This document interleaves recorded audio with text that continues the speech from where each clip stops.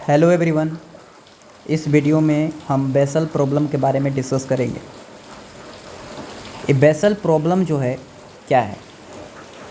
Basal problem basically reciprocal of a square of sum of all the natural numbers है from 1 to infinity, जिसमें 1/1 square plus 1/2 square plus 1/3 square से लेकर infinity तक का सम जो होता है वो π² 6 होता है।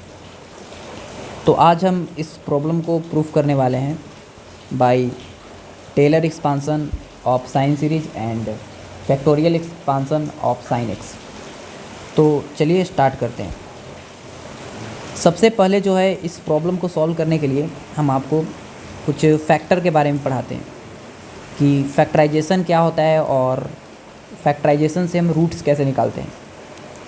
जैसे एक एग्ज़ाम्पल के लिया जाए, एग्ज़ाम्पल एक, तो एग्ज़ाम्पल अगर हम ऐसे लेते हैं, समझिएगा कि x² y is equal to -5x + 6। हम आपसे पूछे कि बताइए फाइंड y,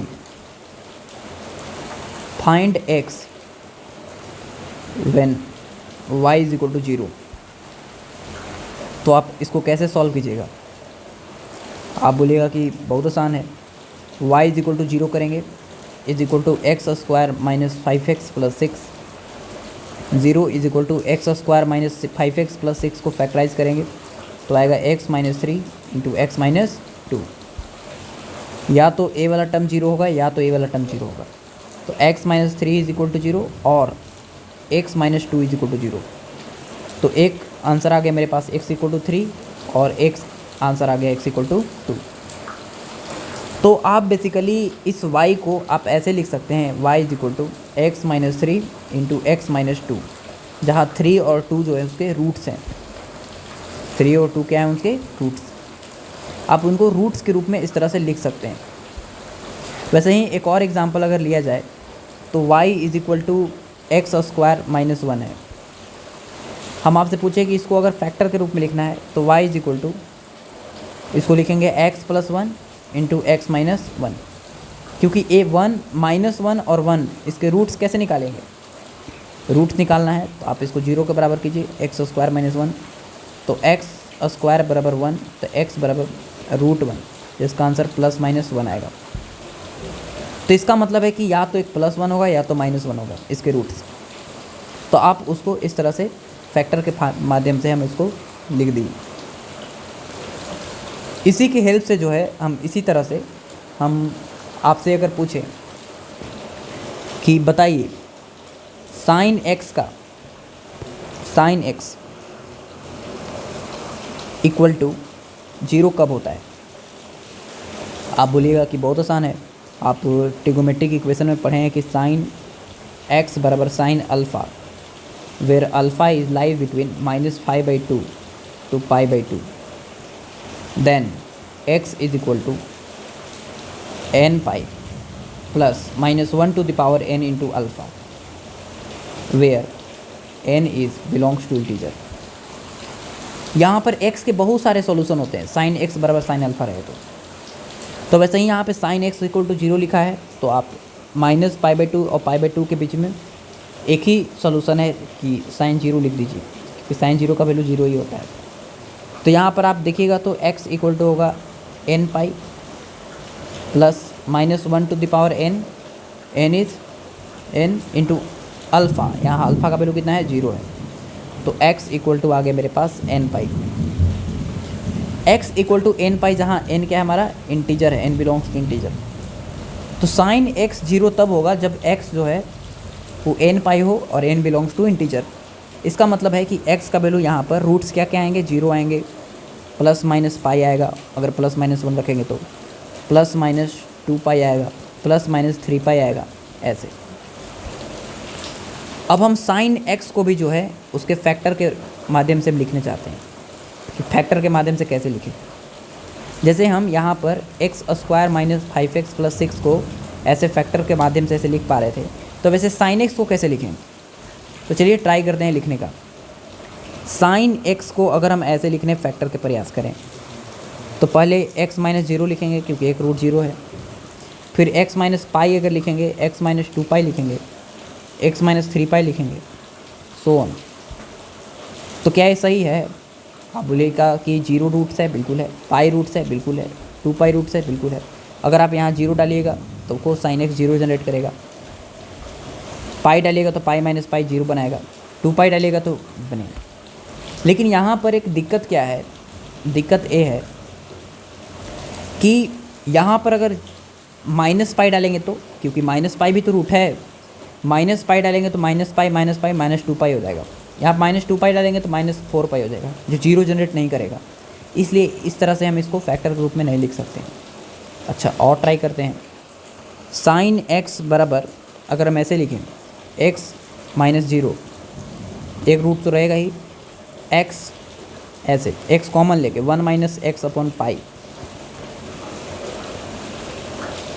ऐसे one minus x upon two pi, one minus x upon three pi, so on. तो सही है क्या? चलिए चेक करते हैं। एक्स इक्वल टू जीरो तो रखेंगे तो जीरो आएगा, रूट सही है। पाई रखेंगे तो pi by pi one, one minus one zero, again zero आ जाएगा। टू पाई रखेंगे तो जीरो आ जाएगा। लेकिन अगर यहाँ पर अगर माइनस पाई रखेंगे तो माइनस पाई पाई कट जाएगा, minus minus plus one, two बन जाएगा, तो जीरो जनरेट नहीं करेगा। इसलिए ए वाला भी हमारा फैक्टराइजेशन गलत है। चलिए एक काम करते हैं, एक और तरीका सोचते हैं। साइन एक्स बराबर ऐसे, x into one minus x square by pi square लिखते हैं। One minus x square by one का स्क्वायर स्क्वायर कर दिए, यहाँ पे टू का square pi square, one minus x square by three का स्क्वायर पाई स्क्वायर, उसी तरह one minus x square by four square pi square, इस तरह से सो ऑन, ऐसे लिखने का प्रयास करते हैं। अब यहाँ पर देखिए एक्स का वैल्यू अगर हम पाई डालेंगे तो पाई का स्क्वायर कट जाएगा, one minus one zero. Two pi डालेंगे तो two square pi square cut जाएगा, जीरो आएगा। माइनस में डालिएगा तो स्क्वायर करेंगे तो प्लस में ही आएगा, कट जाएगा। तो इसका मतलब है कि हमारा सही है, ये फैक्टर सही है, ये हमारा रूट जनरेट करके देगा ऐसे। अब एक काम करना है, इसको मल्टीप्लाई करना है। चलिए मल्टीप्लाई करते हैं।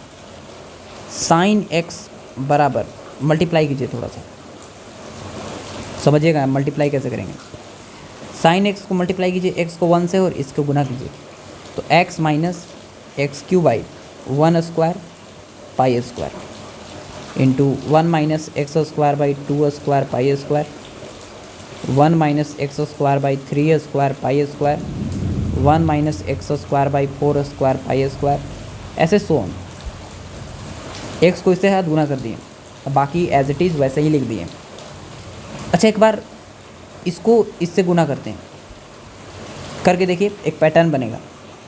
तो sine x equal to x minus, इसको गुना करेंगे तो x minus x cube by one square pi square, minus x square को एक्स स्क्वायर से साथ गुना करेंगे तो x cube by two square pi square, और minus minus plus three two five x to the power five by one square pi square two square pi square, ऐसे। फिर वही लिखा जाएगा यहाँ पर वन माइनस एक्स स्क्वायर, इसको इसके साथ गुना करके वही ये वाला चीज़ वही लिख देंगे, three square pi square, one minus x square by four square pi square, ऐसे सो ऑन। अब यहाँ पे समझिए कि साइन एक्स इक्वल टू, एक बार और गुना कीजिए, एक बार और गुना करेंगे तो क्या आएगा? तो आएगा वन से गुना होगा तो वही लिखा जाएगा x minus x cube by one square pi square minus x cube by two square pi square plus x के power five by one square pi square two square pi square. ये पूरा को हम वन से पहले multiply किए, अब हम पूरा को एक्स स्क्वायर के साथ मल्टीप्लाई करेंगे तो बनेगा x square into x, x cube by three square pi square, और माइनस एक्स के पावर पाँच by three square one square pi square three square pi square, ऐसे माइनस माइनस प्लस हो जाएगा। ऐसे ही बहुत सारे टर्म्स गुना होंगे इसके साथ, ऐसे बहुत सारे टर्म्स। बस इतना ही से आपको पैटर्न समझ में आ जाना चाहिए कि आप अगर एक्स क्यू का टर्म्स अगर ध्यान से देखिए, यहाँ भी एक्स क्यू है, यहाँ भी एक्स क्यू है, यहाँ भी एक्स क्यू है, तो अगर आप एक्स क्यू का टर्म्स अगर आप देखते जाइए तो ध्यान से देखिए कि एक्स का टर्म है, फिर एक्स क्यू का टर्म, एक्स क्यू कॉमन ले लीजिए, तो बचेगा x cube by pi square common है, तो बचेगा 1/1 का स्क्वायर प्लस 1/2 का स्क्वायर प्लस 1/3 का स्क्वायर। ऐसे ही अगर आप पूरा मल्टीप्लाई कीजिएगा पूरा नंबर्स को करके, ई इसको इसके साथ, फिर ई इसको इसके साथ, फिर ई इसको इसके साथ, सारे नंबर्स के साथ, तो यहाँ पर आपको वही स्क्वायर वाला टर्म जनरेट होते हुए नजर आएगा 1/4 का स्क्वायर, और करते करते इन्फिनाइट तक। और फिर यहाँ पर प्लस में x के पावर 5 वाला टर्म आएगा इंटू डब्बा, ठीक है। उसी तरह x के पावर 7 वाला टर्म आएगा इस तरह से। तो हम जो है इसको फैक्टर के माध्यम से sin x को ऐसे लिख दिए। लेकिन आप जानते हैं कि टेलर सीरीज़ से अगर हम sin x को एक्सपांड करते हैं तो sin x का वैल्यू जो है लगभग वो ए आता था by Taylor series. Taylor series से अगर हम sin x का एक्सपांसन करते हैं तो sin x का जो एक्सपांसन आता है वो आता है x minus x cube by 3 factorial plus x के पावर 5/5 फैक्टोरियल माइनस x के पावर 7/7 फैक्टोरियल सो ऑन। अब एग्जैक्टली दोनों को तो सेम होना चाहिए क्योंकि दोनों तो sin x का ही एक्सपांसन लिखा है, तो ई x तो सेम है। यहाँ पर एक्स क्यू का जो कोफिशिएंट है, एक्स क्यू का जो कोफिशिएंट है यहाँ पर ए है, यहाँ पर इनके एक्स क्यू का कोफिशिएंट अगर बराबर करेंगे तो ऊपर है लिखा हुआ 1/पाई स्क्वायर इंटू 1/1 का स्क्वायर प्लस 1/2 का स्क्वायर प्लस 1/3 का स्क्वायर प्लस करते करते सो ऑन। उसको बराबर करेंगे इसके फैक्टोरियल के साथ। एक्स क्यू का यहाँ पे कोफिशिएंट है 1/3 फैक्टोरियल, ठीक है। तो 1/पाई square and this summation can be written as in the form of sigma, and this sigma limit starting from n equal to 1 to infinity, और कहाँ तक चलना है इसको 1/n², इस तरह से हम लिख देंगे बराबर 1/3 फैक्टोरियल। सिग्मा के टर्म्स में लिख दिए 3 फैक्टोरियल इज 6, तो हमको अगर इसका वैल्यू निकालना है तो sigma n equal to 1 to infinity 1/n² equal to π²/6, और यही हमको प्रूव करना था। तो इस प्रॉब्लम को हम लोग नाम देते हैं बेसल प्रॉब्लम, ठीक है। तो इसका एक प्रूफ था जो इस वीडियो में हम लोग किए। अगर वीडियो अच्छा लगे, इस तरह के वीडियो और चाहिए तो चैनल को सब्सक्राइब कीजिए। All the best.